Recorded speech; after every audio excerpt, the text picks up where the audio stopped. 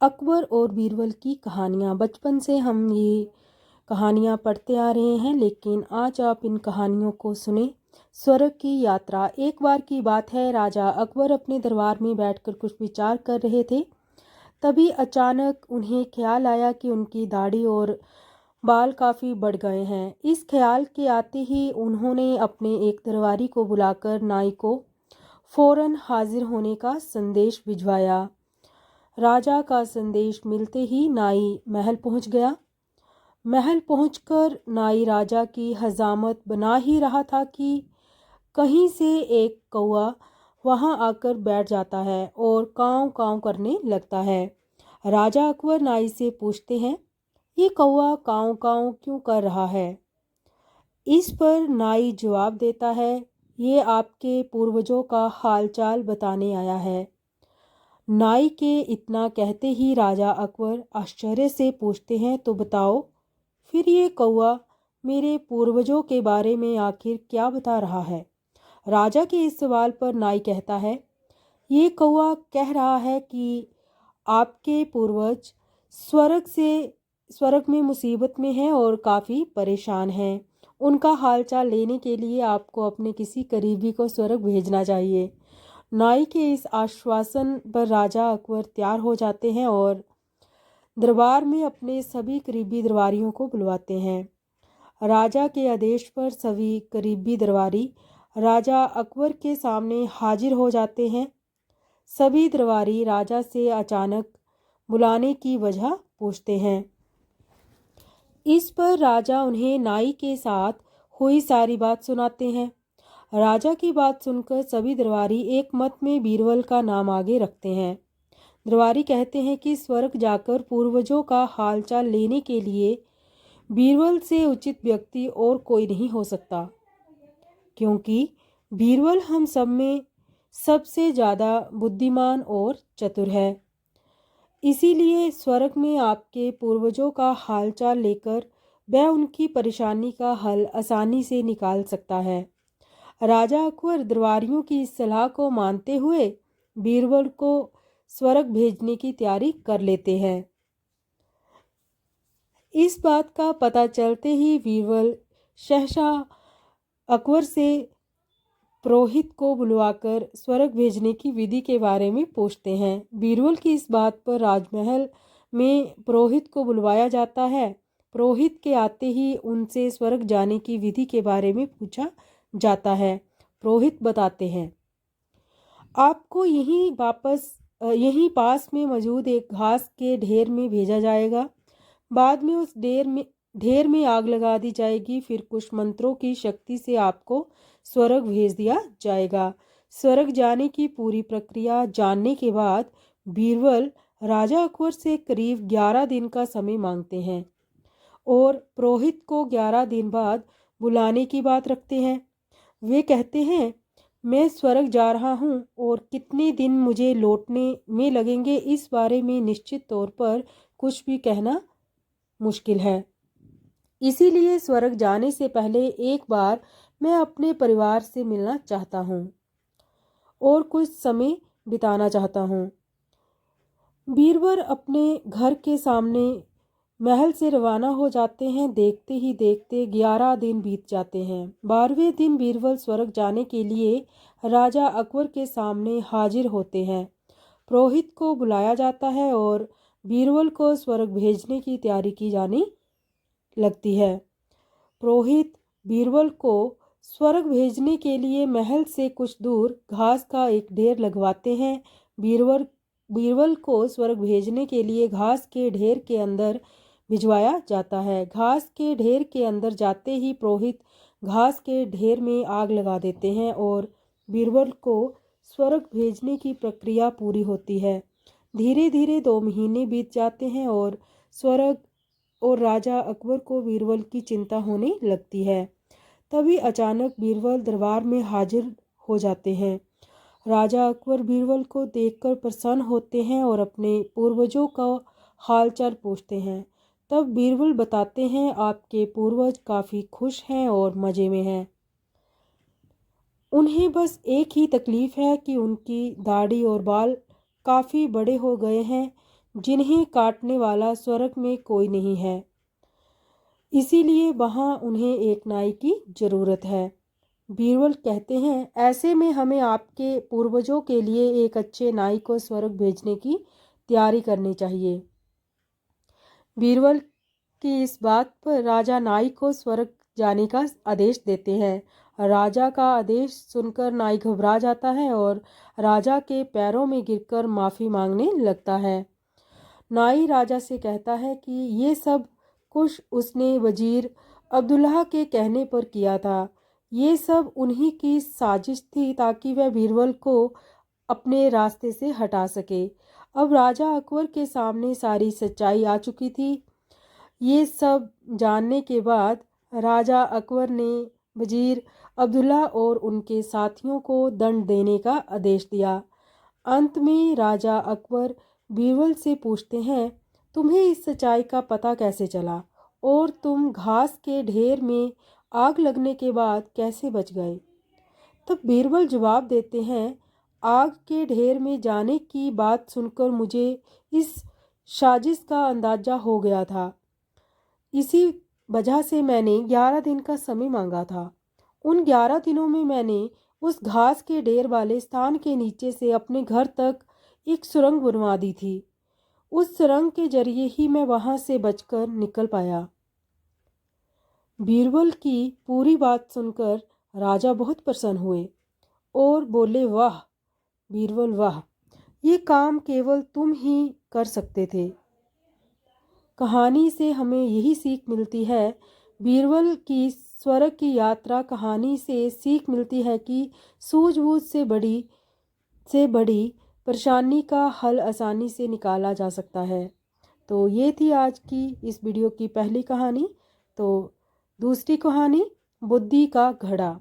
एक बार की बात है, बादशाह अकबर बीरबल से किसी बात पर नाराज हो गए थे और गुस्से में उन्होंने बीरबल को राज्य छोड़कर चले जाने का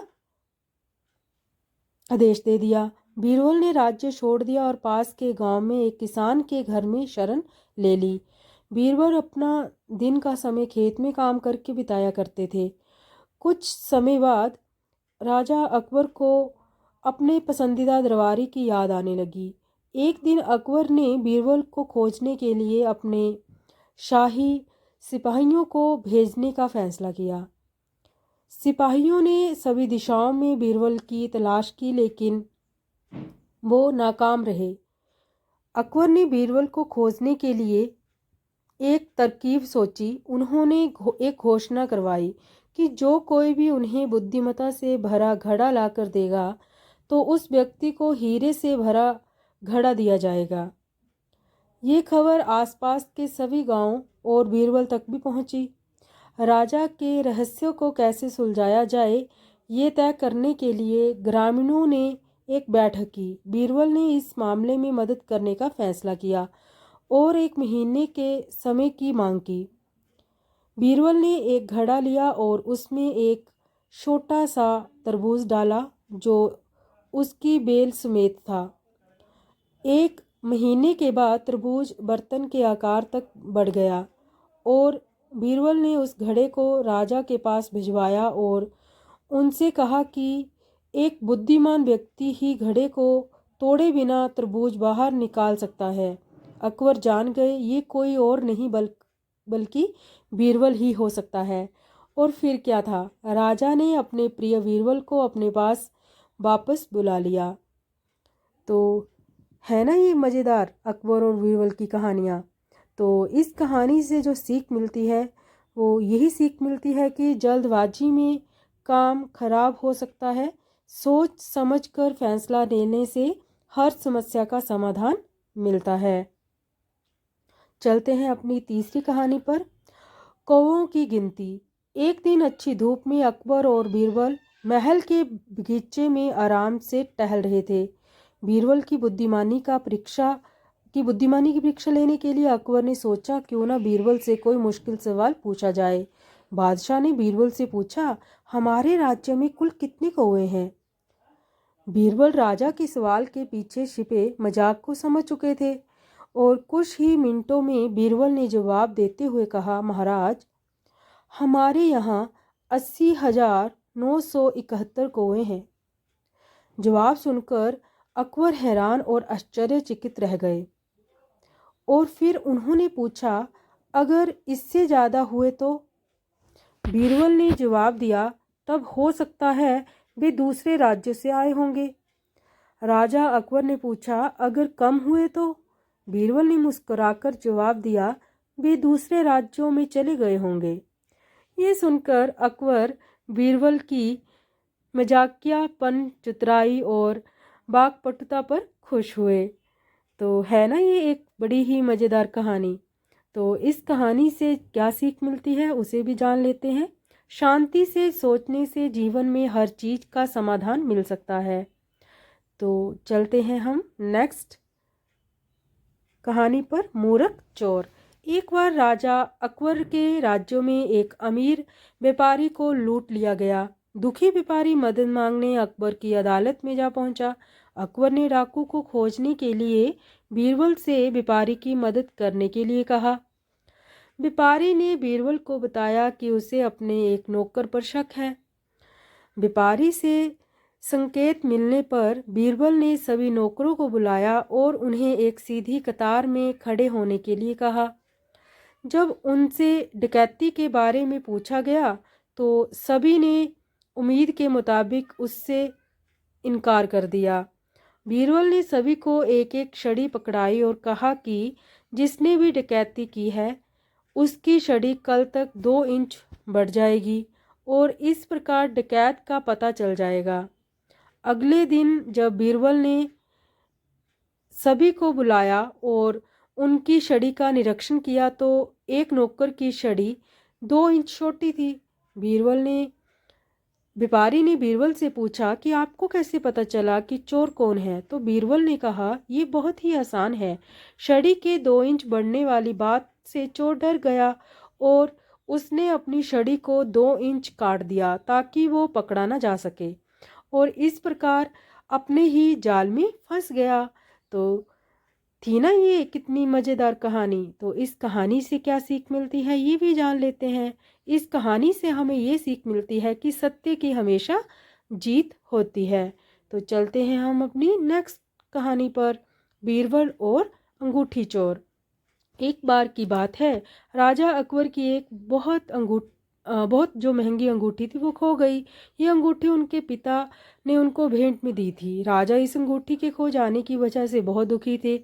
अकबर ने बीरबल को बुलवाया और उनसे अंगूठी खोजने का अनुरोध किया। दरबारियों से भरा था। बीरबल ने घोषणा की, महाराज आपकी अंगूठी इसी दरबार में है और जिसके पास भी है वो उसकी दाढ़ी में एक तिनका फंसा हुआ है। हर कोई एक दूसरे को देखने लगा लेकिन उनमें से एक आदमी अपनी दाढ़ी को छूने लगा।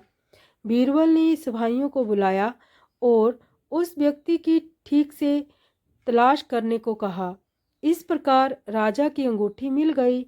अकबर इस बात से हैरान थे कि बीरबल अंगूठी खोजने में कैसे कामयाब हुए। बीरबल ने कहा, महाराज जो दोषी होगा वह हमेशा डरा हुआ रहेगा। तो इस कहानी से हमें क्या सीख मिलती है? इस कहानी से हमें सीख मिलती है दोषी व्यक्ति हमेशा डरा हुआ ही रहता है। तो चलते हैं नेक्स्ट कहानी पर, बीरबल की खिचड़ी। ये तो कहानी सभी ने सुनी होगी। एक बार सर्दी के दिनों में अकबर और बीरबल एक तालाब के किनारे टहल रहे थे। अकबर रुके और तालाब के ठंडे पानी में अपनी उंगली डालकर तुरंत निकालते हुए कहने लगे, मुझे नहीं लगता कि इस ठंडे पानी में कोई एक रात भी इसमें रह सकता है। बीरबल ने इसे एक चुनौती के रूप में लिया और कहा कि वह किसी ऐसे व्यक्ति को खोज कर लाएंगे जो ये कर सकता है। अकबर ने कहा, यदि कोई झील के इस ठंडे पानी में एक रात बिता पाएगा तो मैं उसे 1000 सोने के सिक्के इनाम के तौर पर दूंगा। जल्द ही बीरबल को एक ऐसा गरीब आदमी मिला जो 1000 सोने के सिक्कों के लिए इस चुनौती के लिए तैयार हो गया। वह गरीब आदमी पूरी रात उस ठंडे पानी में खड़ा रहा और 2 शाही रक्षकों ने वहां पहरा दिया। सुबह इनाम के लिए उस आदमी को दरबार ले जाया गया।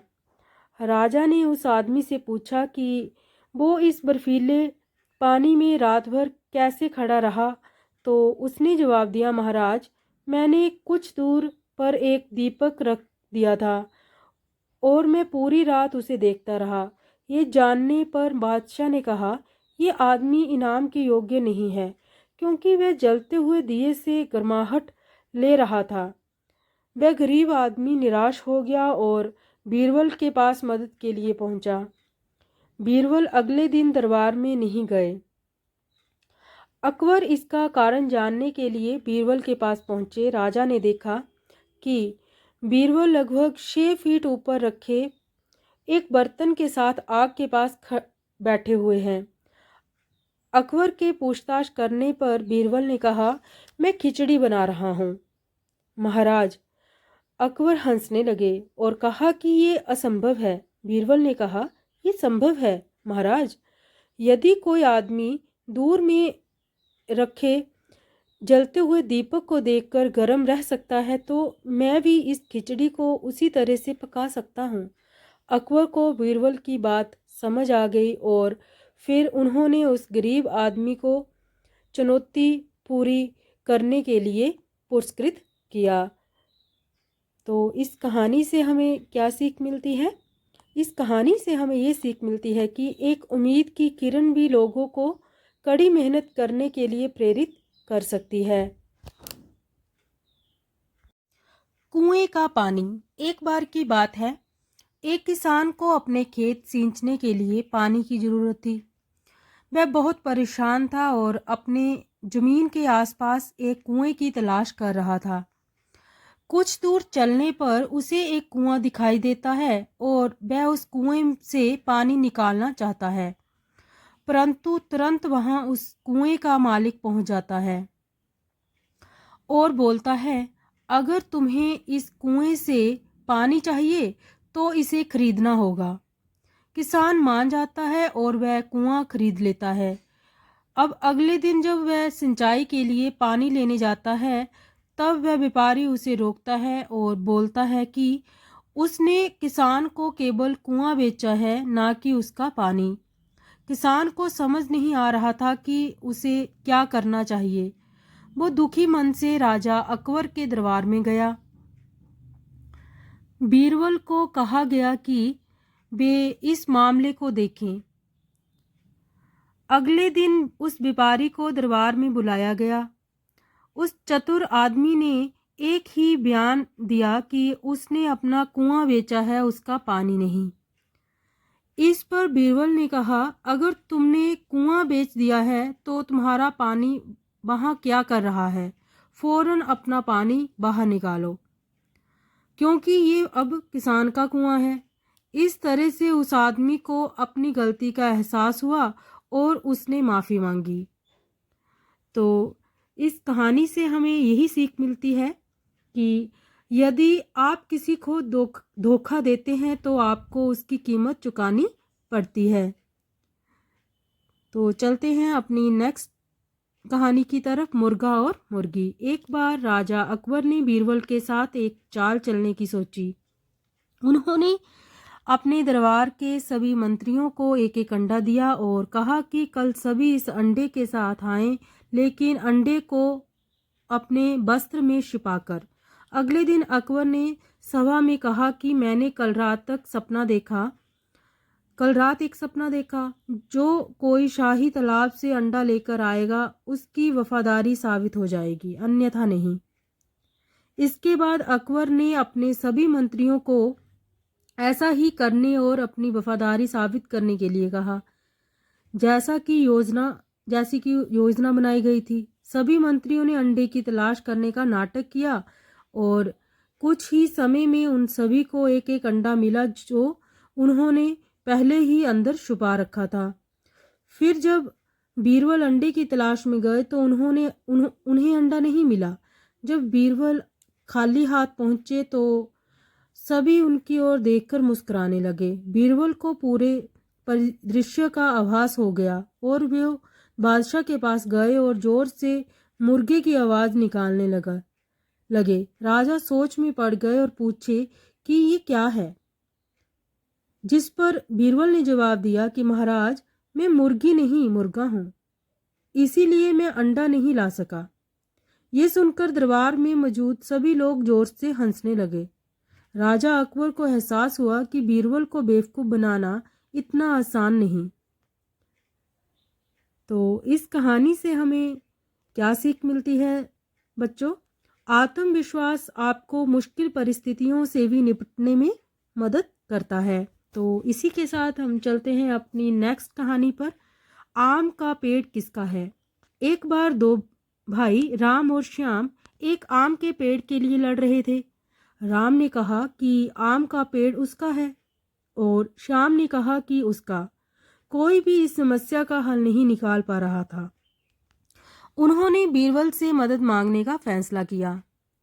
बीरबल ने स्थिति का विश्लेषण किया और दोनों भाइयों से कहा कि वे पूरे आम को दोनों भाइयों के बीच बराबर बांट लें, फिर पेड़ को 2 बराबर हिस्सों में काट ले। बीरबल की बात सुनकर राम ने हामी भरी, जबकि श्याम ने पेड़ को ना काटने की बात कही, क्योंकि उसने पूरे 3 साल तक पेड़ की देखभाल की थी। बीरबल समझ गए कि पेड़ का असली मालिक कौन है। उन्होंने कहा, पेड़ श्याम का है, क्योंकि पेड़ काटने के नाम से श्याम परेशान हो गया था। सालों तक इसकी देखभाल करने वाला व्यक्ति इसे तुरंत काटने के लिए राजी नहीं हो सकता। तो ये थी बीरबल की चतुराई, और इस कहानी से जो हमें सीख मिलती है, असली मालिक वो है जो अपनी जिम्मेदारियों को निभाता है। तो चलते हैं इसी के साथ नेक्स्ट कहानी पर, सोने का सिक्का और न्याय। राजा अकबर के हमेशा की तरह अपने दरबार में बीरबल से एक सवाल पूछा कि बीरबल, अगर मैं तुम्हें न्याय और एक सोने के सिक्के के बीच चयन करने के लिए कहूँ तो तुम क्या चुनोगे? बीरबल ने उत्तर देते हुए कहा कि बिना किसी संदेह के मैं एक सोने का सिक्का चुनूंगा। इस बार बीरबल बोलते समय थोड़ा लड़खड़ाए। राजा अकबर सहित सभी लोग बीरबल के इस उत्तर पर हैरान रह गए। राजा अकबर ने कहा, मैं तुमसे बहुत निराश हूँ। तुमने इंसाफ के आगे कम मूल्यवान चीज सोने के सिक्के को क्यों चुना? बीरबल ने मुस्कुराते हुए उत्तर दिया कि महाराज, इस राज्य में न्याय की कोई कमी नहीं है, क्योंकि आप जहाँ के राजा हैं। मैंने वो चीज़ चुनी जिसकी मुझे ज़रूरत हो सकती है, और मुझे सोने के सिक्के की ज़रूरत है। बीरबल का ये जवाब सुनकर अकबर हैरान रह गए और उनके चेहरे पर मुस्कुराहट आ गई। उन्होंने जवाब से खुश होकर 100 सोने के सिक्कों के साथ बीरबल को पुरस्कृत किया। तो इस कहानी से हमें यही शिक्षा मिलती है, हर व्यक्ति को बुद्धिमानी से अपने शब्दों को चुनना चाहिए। तो इसी के साथ चलते हैं अपनी नेक्स्ट कहानी पर, राजा कौन है। एक बार बीरबल को दूसरे राज्यों में राजदूत के रूप में भेजा गया। उस राज्य के राजा ने बीरबल की चतुराई और बुद्धि के बारे में कई कहानियां सुनी थी, और वे बीरबल की परीक्षा लेना चाहते थे। राजा ने अपने सभी मंत्रियों को उनके जैसे कपड़े पहनाए और वे सभी बीरबल की परीक्षा लेने के लिए एक साथ कतार में बैठ गए। जब बीरबल ने राजदरबार में प्रवेश किया तो वह सभी को एक जैसे कपड़े पहने और एक ही तरह के सिंहासन पर बैठा देखकर चकित रह गए। हैरान बीरबल ने सभी को थोड़ी देर देखा, फिर उनमें से एक के पास गए और उनके सामने आदर से झुक गए। ये देखकर स्वयं राजा भी आश्चर्य में पड़ गए। उन्होंने खड़े होकर बीरबल को गले लगाया और उनसे पूछा कि उन्होंने ये अनुमान कैसे लगाया। बीरबल ने मुस्कुराते हुए जवाब दिया, महाराज, जिस तरह का विश्वास मैंने आप में देखा वो मुझे किसी और में नहीं दिखाई दिया, और ये सभी आपकी ओर अनुमोदन के लिए देख रहे थे। राजा ये देखकर बहुत खुश हुए और बीरबल की प्रशंसा की। तो इस कहानी से हमें क्या सीख मिलती है दोस्तों? एक बुद्धिमान व्यक्ति अपने अवलोकन यानी ऑब्जर्वेशंस के माध्यम से भी चीज़ों को समझने का प्रयास करते हैं। तो इसी के साथ चलते हैं हम अपनी नेक्स्ट कहानी पर, सबसे बड़ी चीज़। एक बार की बात है, बीरबल दरबार में मौजूद नहीं थे। इसी बात का फ़ायदा उठाकर कुछ मंत्रीगण बीरबल के खिलाफ महाराज अकबर के कान भरने लगे। उनमें से एक कहने लगा, महाराज, आप केवल बीरबल को ही हर जिम्मेदारी देते हैं और हर काम में उन्हीं की सलाह ली जाती है। इसका मतलब ये है कि आप हमें अयोग्य समझते हैं, मगर ऐसा नहीं है। हम भी बीरबल जितने ही योग्य हैं। महाराज को बीरबल बहुत प्रिय थे। वह उनके खिलाफ कुछ सुनना नहीं चाहते थे, लेकिन उन्होंने मंत्रीगणों को निराश ना करने के लिए एक समाधान निकाला। उन्होंने उनसे कहा, मैं तुम सभी से एक प्रश्न का जवाब चाहता हूँ, मगर ध्यान रहे कि अगर तुम लोग इसका जवाब ना दे पाए तो तुम सबको फांसी की सज़ा सुनाई जाएगी। दरबारियों ने झिझक कर महाराज से कहा, ठीक है महाराज, हमें आपकी ये शर्त मंजूर है, लेकिन पहले आप प्रश्न तो पूछिए। महाराज ने कहा, दुनिया सबसे बड़ी चीज क्या है? दुनिया में सबसे बड़ी चीज क्या है? ये सवाल सुनकर सभी मंत्रीगण एक दूसरे का मुंह ताकने लगे। महाराज ने उनकी ये स्थिति देखकर कहा, याद रहे कि इस प्रश्न का उत्तर सटीक होना चाहिए। मुझे कोई भी अटपटा सा जवाब नहीं चाहिए। इस पर मंत्रीगणों ने राजा से इस प्रश्न का उत्तर देने के लिए कुछ दिनों की मोहलत मांगी।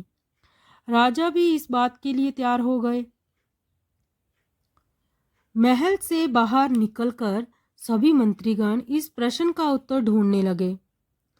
पहले ने कहा कि दुनिया की सबसे बड़ी चीज भगवान है, तो दूसरा कहने लगा कि दुनिया की सबसे बड़ी चीज भूख है। तीसरे ने दोनों के जवाब को नकार दिया और कहा कि भगवान कोई चीज नहीं है और भूख को कोई बर्दाश्त किया जा सकता है। इसीलिए राजा के प्रश्न का उत्तर इन दोनों में से कोई नहीं है। धीरे धीरे समय बीतता गया और मोहलत में लिए गए सभी दिन भी गुजर गए। फिर भी राजा द्वारा पूछे गए प्रश्न का जवाब न मिलने पर सभी मंत्रीगणों को अपनी जान की फिक्र सताने लगी। कोई अन्य उपाय न मिलने पर वो सभी बीरबल के पास जा पहुंचे और उन्हें अपनी पूरी कहानी सुनाई। बीरबल पहले से ही इस बात से परिचित थे। उन्होंने उनसे कहा, मैं तुम्हारी जान बचा सकता हूँ, लेकिन तुम्हें वही करना होगा जैसा मैं कहूँ। सभी बीरबल की बात पर राजी हो गए। अगले ही दिन बीरबल ने एक पालकी का इंतजाम करवाया। उन्होंने 2 मंत्रीगणों को पालकी उठाने का काम दिया, तीसरे से अपना हुक्का पकड़वाया और चौथे से अपने जूते उठवाए व स्वयं पालकी में बैठ गए।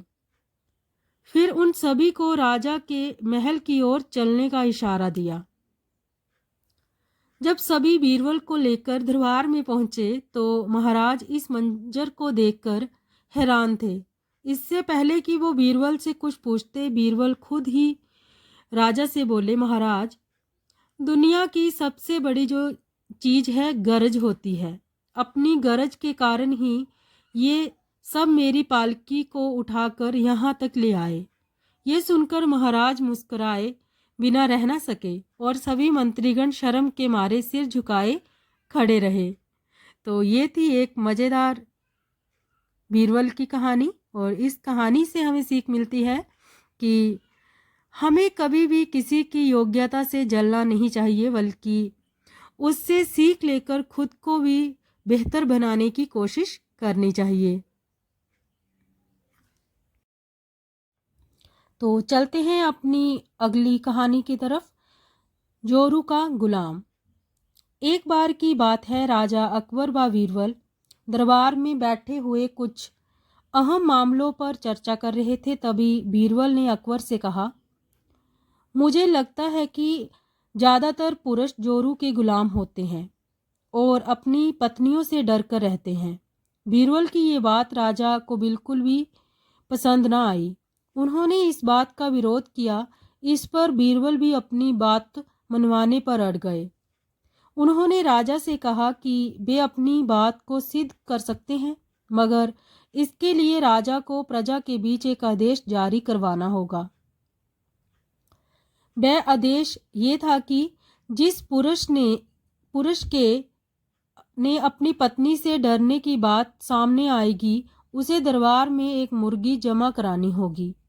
राजा बीरबल की इस बात पर तैयार हो गए। अगले ही दिन प्रजा के बीच आदेश जारी करवा दिया गया कि अगर ये बात सिद्ध हो जाती है कि कोई पुरुष अपनी पत्नी से डरता है, तो उसे दरबार में आकर बीरबल के पास एक मुर्गी जमा करवानी होगी। फिर क्या था, देखते ही देखते बीरबल के पास ढेरों मुर्गियां इकट्ठा हो गई और सैकड़ों मुर्गियां महल के बगीचे में घूमने लगी। अब बीरबल राजा के पास पहुंचे और बोले, महाराज, महल में इतनी मुर्गियां इकट्ठा हो गई हैं कि आप एक मुर्गी खाना खोल सकते हैं। इसीलिए अब आप इस आदेश को वापस ले सकते हैं। मगर महाराज ने इस बात को गंभीरता से नहीं लिया और महल में मुर्गियों की संख्या धीरे धीरे और भी ज़्यादा बढ़ने लगी। इतनी अधिक मुर्गियां महल में जमा हो जाने के बाद भी जब राजा अकबर बीरबल की बात से सहमत नहीं हुए, तो बीरबल ने अपनी बात सिद्ध करने के लिए एक नया उपाय निकाला। एक दिन बीरबल राजा के पास गए और बोले, महाराज, मैंने सुना है कि पड़ोस के राज्यों में एक बहुत ही खूबसूरत राजकुमारी रहती है। अगर आप चाहें तो क्या मैं आपका रिश्ता वहां पक्का कराऊं? ये सुनते ही राजा चौंक उठे और बोले, बीरबल, तुम ये कैसी बातें कर रहे हो? महल में पहले से ही 2 महारानियां मौजूद है। अगर उन्हें इस बात की भनक भी लगी तो मेरी खैर नहीं होगी। ये सुनकर बीरबल ने तपाक से जवाब दिया, चलिए महाराज, फिर तो आप भी मेरे पास 2 मुर्गियां जमा करा दीजिए। राजा बीरबल का ऐसा जवाब सुनकर शर्मा गए और उन्होंने अपना आदेश उसी वक्त वापस ले लिया। तो ये थी एक और बहुत ही मज़ेदार कहानी। तो इस कहानी की क्या सीख है? अकबर बीरबल की इस कहानी से हमें यही शिक्षा मिलती है कि बातों की चतुराई से हम किसी भी बात को मनवा सकते हैं। ज़रूरत है तो बस बीरबल की तरह चतुराई से अपना पक्ष रखने की। तो होप सो आपको ये जो कहानियाँ हैं ये अच्छी लग रही होंगी। तो इसी के साथ हम चलते हैं नेक्स्ट कहानी पर, बीरबल की योग्यता। बादशाह अकबर के दरबार में बीरबल का बोलबाला था। बीरबल की चतुराई और सूझबूझ ने उन्हें बादशाह का खास बना दिया था। इस कारण दरबार में बहुत से लोग बीरबल से जलते थे। इन लोगों में बादशाह अकबर के साले साहब भी थे। साले साहब बीरबल को नीचा दिखाने के लिए कोई भी मौका नहीं छोड़ते थे, लेकिन हर बार उन्हें ही मुंह की खानी पड़ती थी। बेगम का भाई होने की वजह से बादशाह भी उसे कुछ नहीं कहते थे। एक दिन बीरबल की गैर मौजूदगी में साले साहब ने बादशाह अकबर से दीवान पद की मांग कर डाली। बादशाह ने साले साहब की परीक्षा लेने की सोची। उन्होंने साले साहब से कहा, आज मुझे सुबह सुबह महल के पीछे बिल्ली के बच्चों की आवाज़ सुनाई दी है। लगता है कि किसी बिल्ली ने बच्चे दिए हैं। जाकर देखकर आओ कि ये बात सच है या नहीं। साले साहब झट से महल के पीछे गए और वापस आकर बोलते हैं, आपकी बात सच है। महल के पीछे एक बिल्ली ने बच्चों को जन्म दिया है। बादशाह ने कहा, अच्छा, जरा ये तो बताओ कि बिल्ली ने कितने बच्चों को जन्म दिया है। साले साहब ने जवाब में कहा, ये तो मुझे पता नहीं, मैं अभी पता करके आता हूँ महाराज। इतना कहकर वो फिर से महल के पीछे गए और वापस आकर कहते हैं, महाराज, बिल्ली ने 5 बच्चों को जन्म दिया है। बादशाह अकबर ने पूछा, अच्छा, जरा ये तो बताओ कि उन 5 बच्चों में से कितनी मादा है और कितने नर हैं। साले साहब ने जवाब में कहा, मैंने ये तो देखा ही नहीं, मैं अभी देख कर आता हूँ। इतना कहकर वो फिर से महल के पीछे जाते हैं और थोड़ी देर बाद आकर कहते हैं, महाराज, बिल्ली के 5 बच्चों में से 3 नर हैं और 2 मादा हैं। बादशाह अकबर ने अपने साले साहब से फिर से एक सवाल पूछा, बिल्ली के नर बच्चे किस रंग के हैं? सवाल के जवाब में साले साहब ने कहा, मैं अभी देख कर आता हूँ। बादशाह अकबर ने कहा, रहने दो, बैठ जाओ। इतने में बीरबल राज दरबार में पहुंच चुके थे। बादशाह ने बीरबल से कहा, बीरबल, महल के पीछे बिल्ली ने बच्चों को जन्म दिया है, जरा देख कर आओ कि क्या ये बात सही है कि। बीरबल ने कहा, मैं अभी देख कर आता हूँ महाराज। ऐसा कहकर वह महल के पीछे देखने के लिए चले गए। वापस लौटकर बीरबल ने बादशाह अकबर को बताया, महाराज, बिल्ली ने बच्चों को जन्म दिया है। बादशाह ने बीरबल से पूछा, बिल्ली कितने बच्चों की मां बनी है? बीरबल ने तुरंत जवाब दिया, महाराज, 5 बच्चों की। बादशाह ने फिर से सवाल किया, बिल्ली के बच्चों में कितनी मादा और कितने नर हैं? बीरबल ने तुरंत जवाब दिया, महाराज, 3 नर और 2 मादा। बादशाह अकबर ने एक बार फिर से बीरबल से सवाल किया, बिल्ली के नर बच्चे किस रंग के हैं?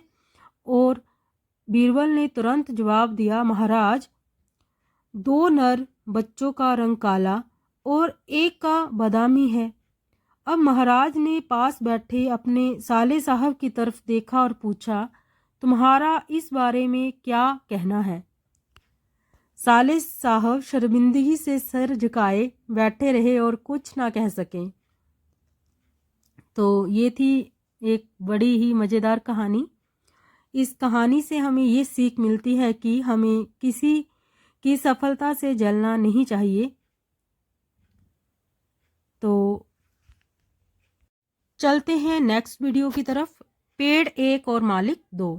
एक बार की बात है, रोज की तरह बादशाह अकबर दरबार में बैठकर अपनी प्रजा की समस्याएं सुन रहे थे।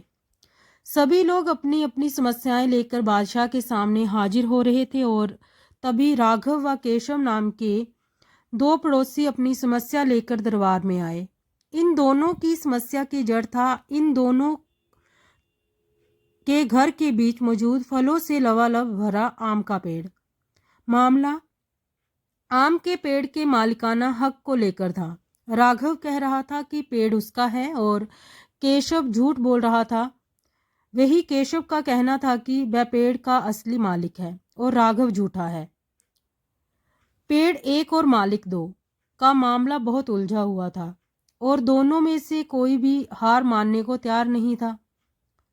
दोनों पक्षों की बातें सुनकर और सोच विचार करने के बाद बादशाह अकबर ने ये मामला अपने नवरत्नों में से एक रत्न बीरबल को सौंप दिया। मामला सुलझाने और सच्चाई का पता लगाने के लिए बीरबल ने एक नाटक रचा।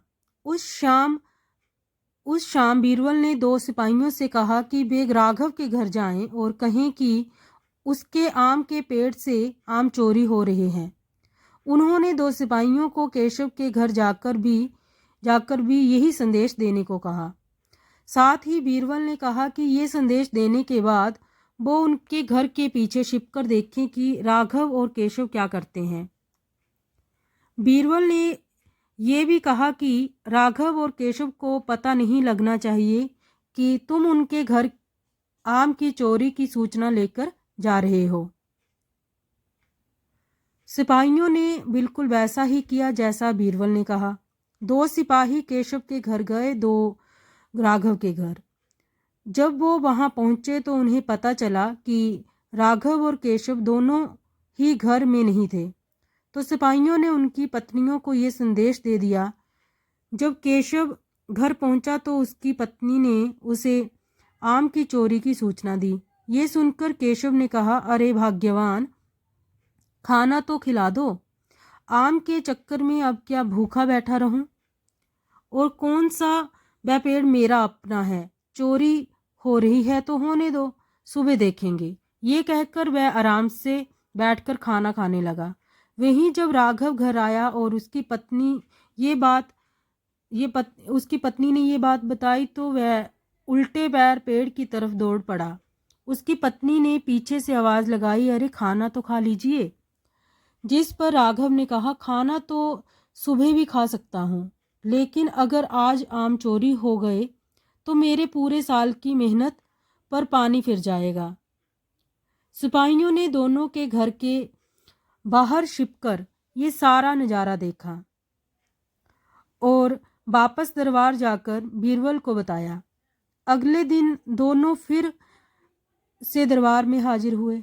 उन दोनों के सामने बीरबल ने बादशाह अकबर से कहा, जहाँपनाह, सारी समस्या की जड़ वह पेड़ है, क्यों ना हम वो पेड़ ही कटवा दें। ना रहेगा बांस, ना बजेगी बांसुरी। बादशाह अकबर ने इस बारे में राघव और केशव से पूछा, इस बारे में आप दोनों का क्या ख्याल है। इस पर केशव ने कहा, हजूर, आपकी हुकूमत है, आप जैसा कहेंगे मैं उसे चुपचाप स्वीकार कर लूँगा। वही राघव ने कहा, मालिक, मैंने 7 वर्ष तक उस पेड़ को सींचा है, आप चाहे तो उसे केशव को दे दीजिए, लेकिन कृपा करके उसे कटवाएं ना, मैं आपके आगे हाथ जोड़ता हूँ। उन दोनों की बात सुनकर बादशाह अकबर ने बीरबल की तरफ देखा और कहा, अब आपका क्या कहना है बीरबल। इसके बाद बीरबल ने बादशाह की बीती रात का किस्सा सुनाया और मुस्कुराते हुए कहा, हजूर, पेड़ एक और मालिक 2, ऐसा कैसे हो सकता है। कल रात हुई घटना और आज हुई बात, इस बात के बाद ये साबित हो चुका है कि राघव ही पेड़ का असली मालिक है और केशव झूठ बोल रहा है। ये सुनकर बादशाह ने बीरबल को शाबाशी दी। उन्होंने अपने हक के खातिर लड़ने के लिए राघव को बधाई दी और चोरी करने व झूठ बोलने के लिए केशव को जेल में बंद करने का आदेश दिया। तो ये थी एक बड़ी ही अच्छी कहानी, जिस कहानी से हमें यही सीख मिलती है, एक पेड़ और 2 मालिक। कहानी से हमें ये सीख मिलती है कि परिश्रम किए बिना छल से किसी और की चीज चुराने का अंजाम बुरा ही होता है। तो चलते हैं अपनी अगली कहानी की तरफ। बिना काटे लकड़ी का टुकड़ा छोटा कैसे होगा। बादशाह अकबर अक्सर कई समस्याओं पर बीरबल के साथ चर्चा किया करते थे और साथ ही उनकी बुद्धि की परीक्षा भी लिया करते थे। वहीं बीरबल भी हर समस्या का समाधान बड़े ही रोचक तरीके से करते थे। एक बार की बात है, महाराज अकबर और बीरबल दोनों शाही बगीचे में टहल रहे थे। दोनों के बीच किसी गंभीर मुद्दे पर चर्चा हो रही थी कि तभी अचानक बादशाह अकबर के दिमाग में बीरबल की परीक्षा लेने की सूझी।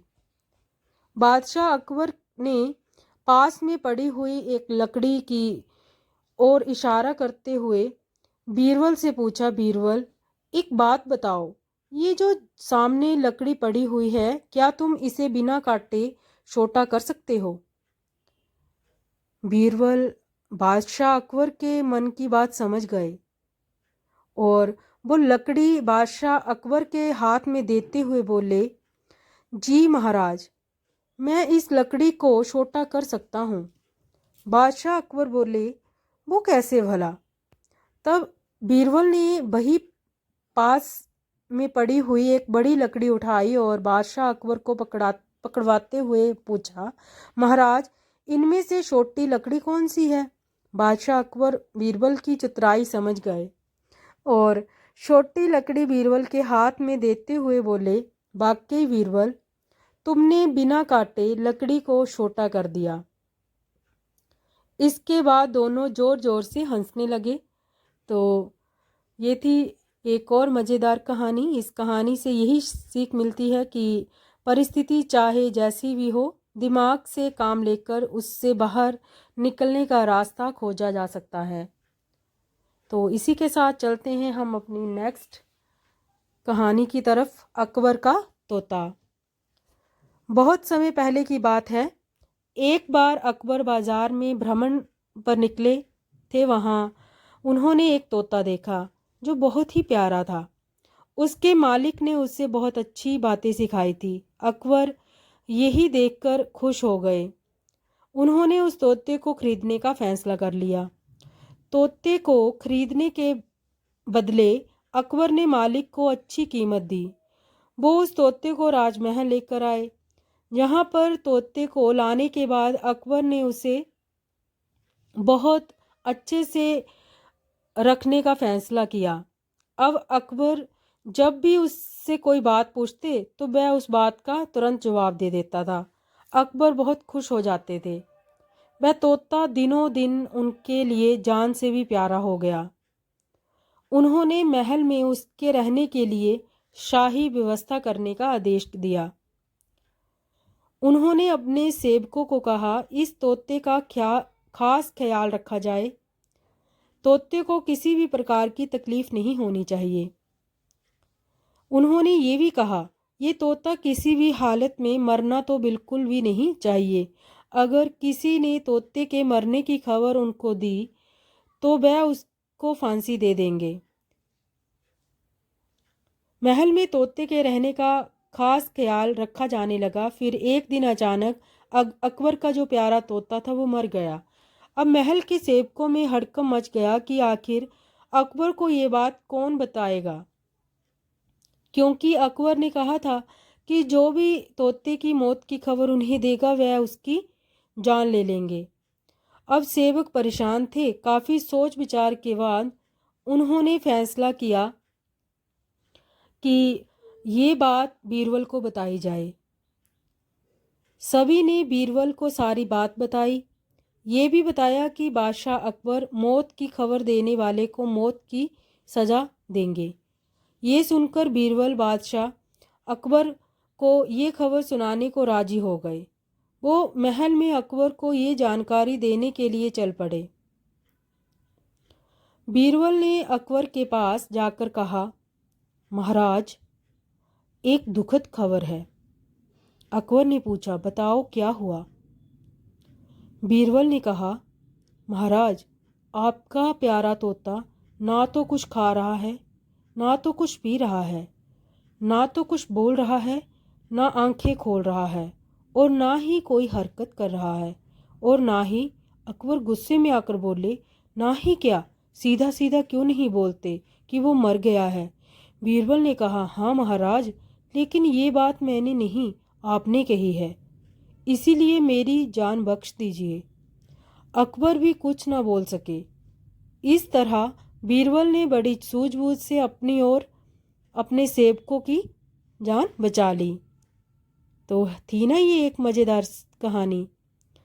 मुश्किल समय में घबराना नहीं चाहिए, बल्कि समझदारी से काम लेना चाहिए। दिमाग का इस्तेमाल करके किसी भी समस्या का हल निकाला जा सकता है। तो चलते हैं अपनी नेक्स्ट कहानी की तरफ, बादशाह का सपना। चतुराई और बुद्धि के सही इस्तेमाल के लिए बीरबल के किस्से खूब मशहूर हैं।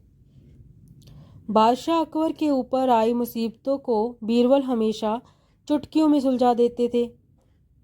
सिर्फ असल ज़िंदगी की परेशानी ही नहीं, बल्कि बादशाह के सपनों की गुत्थियों का जवाब भी बीरबल के पास होता था। ऐसा ही एक किस्सा है बादशाह के अजीब सपने का। आइए आपको सुनाते हैं पूरी कहानी। एक बार की बात है, जब बादशाह अकबर गहरी नींद से अचानक उठ गए और फिर रात भर सो नहीं सके। वो बहुत परेशान थे, क्योंकि उन्होंने अजीब सा सपना देखा था जिसका मतलब वो समझ नहीं पा रहे थे। उन्होंने देखा कि उनके एक एक के बाद एक सारे दांत गिरते चले गए और आखिर में सिर्फ एक ही दांत बचा। इस सपने से वह इतने चिंतित हुए कि उन्होंने इसके बारे में सभा में चर्चा करने के बारे में सोचा। अगले दिन सभा में पहुंचते ही अकबर ने अपने विश्वसनीय मंत्रियों को सपना सुनाया और सभी से राय मांगी। सभी ने उन्हें सुझाव दिया कि इस बारे में किसी ज्योतिष से बात करके सपने का मतलब समझना चाहिए। बादशाह को ये बात सही लगी। अगले दिन उन्होंने दरबार में विद्वान ज्योतिषों को बुलवाया और अपना सपना सुनाया।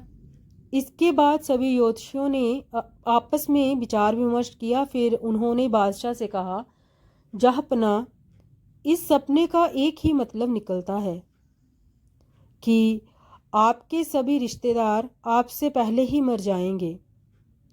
ज्योतिषों की ये बात सुनकर अकबर को बहुत गुस्सा आया और उन्होंने सभी ज्योतिषियों को दरबार से जाने का आदेश दिया। उन सभी के जाने के बाद बादशाह अकबर ने बीरबल को बुलाया और कहा, बीरबल, तुम्हारे अनुसार हमारे सपने का क्या मतलब हो सकता है?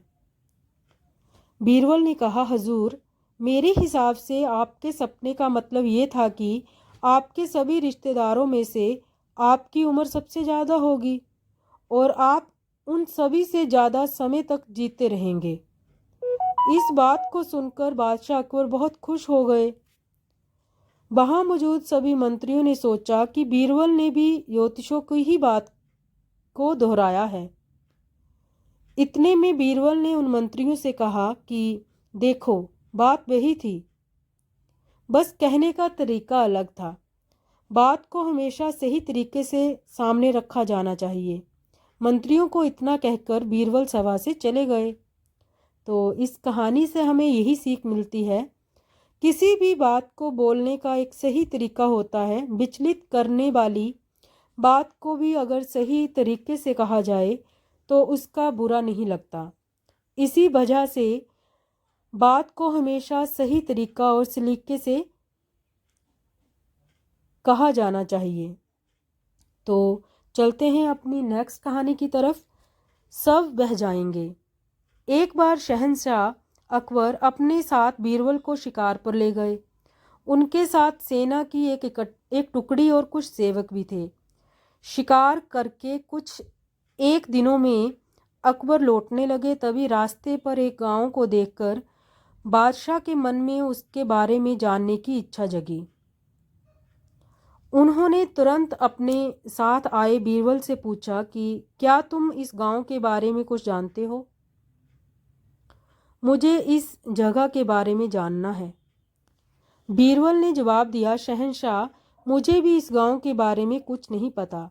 अपने राज्य के इस गांव की तरफ मैं भी पहली बार ही आया हूँ। आप यहाँ के बारे में जानना चाहते हैं तो मैं किसी से पूछकर बताता हूँ। तभी बीरबल की नज़र एक आदमी पर पड़ी। उन्होंने उसे अपने पास बुलाकर पूछा, भाई, क्या तुम इसी गांव के रहने वाले हो? अगर हाँ, तो इस गांव के बारे में मुझे सब कुछ बता दो। यहाँ सब बढ़िया तो चल रहा है ना?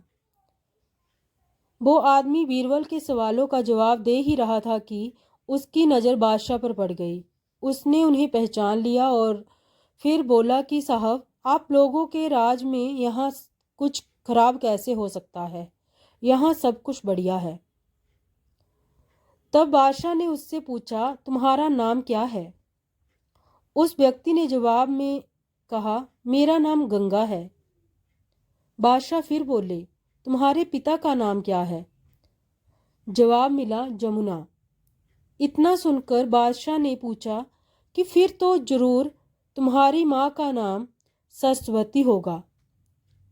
उसने कहा, नहीं हजूर, मेरी माँ का नाम नर्मदा है। इन सभी बातों को सुनकर बीरबल को हंसी आ गई और उन्होंने मजाकिया अंदाज में कहा, बादशाह, अब यहाँ से आगे बढ़ना सही नहीं है। यहाँ सारी नदियाँ हैं, आपके पास नाव भी नहीं है, तो आगे मत जाइए। आगे बढ़ने के लिए नाव का होना जरूरी है, नहीं तो डूबने का डर बना रहेगा और ये यहाँ ज़्यादा देर रुके तो सब कुछ बह जाएगा। बीरबल की ये बात सुनकर बादशाह को भी जोर से हंसी आ गई। वो व्यक्ति भी बीरबल का मजाक सुनकर मुस्कुराते हुए वहाँ से चला गया। तो इस कहानी से हमें क्या सीख मिलती है कि हर दम व्यक्ति को गंभीर रहने की ज़रूरत नहीं होती, हंसी मजाक करना भी ज़रूरी है। तो होप सो आपको आपके बच्चों को ये कहानी काफ़ी अच्छी लग रही होंगी। तो चलते हैं इस वीडियो की लास्ट कहानी पर, कल, आज और कल। एक दिन बादशाह अकबर ने ऐलान किया कि जो मेरे सवालों को सही जवाब देगा भारी इनाम दिया जाएगा। सवाल कुछ इस प्रकार से थे, ऐसा क्या है जो आज भी है और कल भी रहेगा, और ऐसा क्या है जो आज भी नहीं है और कल भी नहीं होगा, ऐसा क्या है जो आज तो है लेकिन कल नहीं होगा। इन तीनों सवालों के उदाहरण भी देने होंगे। किसी को भी चतुराई भरे इन तीनों सवालों का जवाब नहीं सूझ रहा था। तभी बीरबल बोला, हजूर, आपके सवालों का जवाब मैं दे सकता हूँ, लेकिन इसके लिए आपको मेरे साथ शहर का दौरा करना होगा, तभी आपके सवाल सही ढंग से हल हो पाएंगे। अकबर और बीरबल ने भेष बदला और सूफियों का बाना पहनकर निकल पड़े। कुछ ही देर बाद वे बाजार में खड़े थे। फिर दोनों एक दुकान में घुस गए। बीरबल ने दुकानदार से कहा, हमें बच्चों की पढ़ाई के लिए मदरसा बनाना है, तुम हमें इसके लिए 1000 रुपये दे दो।